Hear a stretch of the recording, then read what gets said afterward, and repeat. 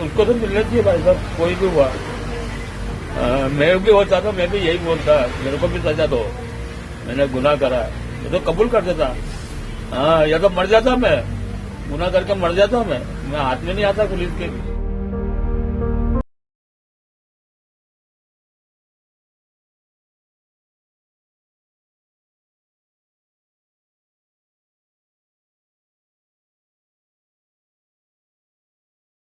शास्त्र कहता है जहां स्त्रियों की पूजा होती है वहीं देवता का भी वास होता है। लेकिन उसी भारत देश में उज्जैन में 12 साल की एक बच्ची का वीडियो सामने आता है।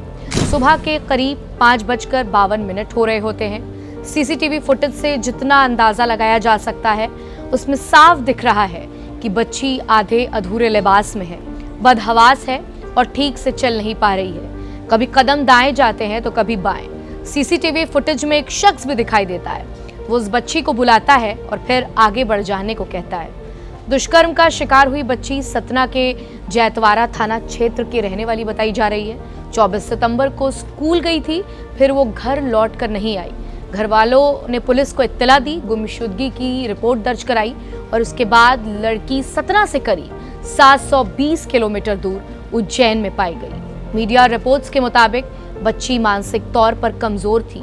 ज्यादा खून बह जाने के वजह से बच्ची को इंदौर के अस्पताल में भर्ती कराना पड़ा। वहां उसे खून चढ़ाया गया। बच्ची अब खतरे से बाहर है। डॉक्टरों ने रेप की पुष्टि की है, यानी उस 15 साल की बच्ची के साथ बलात्कार किया गया है। अभी मणिपुर के जख्म ठीक से भरे भी नहीं थे कि स्त्रियों को देवी कहे जाने वाले देश में एक दाग और लग गया। आरोपी इस वक्त पुलिस की हिरासत में है। पिता बेटे की हरकत पर शर्मिंदा है। बेटे ने जो किया उस पर यकीन नहीं कर पा रहे हैं। उन्होंने कुछ कहा है, पहले उसे सुनते हैं। तुम कहीं नहीं जाते, गाड़ी भी नहीं चलाई मैंने, आज घर पे बैठा। कल तो रोटी नहीं खाई, आज 1.5 रोटी खाई मैंने। मेरी मिसेज ने तो रोटी भी नहीं चखी। हम बहुत परेशान है, कल से बहुत हो रहा है, तो बहुत परेशान है भाई साहब, हम बहुत ज्यादा परेशान। हम कह नहीं सकते क्या करूं, बाकी मैं मरूं क्या, मैं इनको मार दूं, क्या करूं बताओ आप। आपको हिम्मत रखना पड़ेगा, पर जो कि उसने गलत किया है उसको सजा उनको तो मिलना चाहिए भाई साहब, कोई भी हुआ। मैं भी होता था, मैं भी यही बोलता, मेरे को भी सजा दो, मैंने गुनाह करा, मैं तो कबूल कर देता। हाँ, या तो मर जाता, मैं गुनाह करके मर जाता, मैं हाथ में नहीं आता पुलिस के।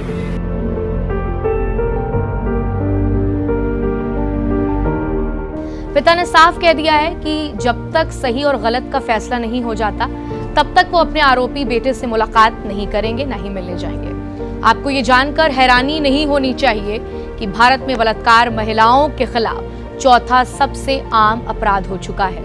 राष्ट्रीय अपराध रिकॉर्ड ब्यूरो यानी एनसीआरबी की रिपोर्ट के अनुसार देश भर में 32,033 बलात्कार के मामले दर्ज किए गए हैं और रोजाना औसतन 88 मामले दर्ज किए जाते हैं और इनमें से ज्यादातर लड़कियां 18 वर्ष से कम की हैं। लेकिन इस दागपोशी में किसका दामन मैला हुआ?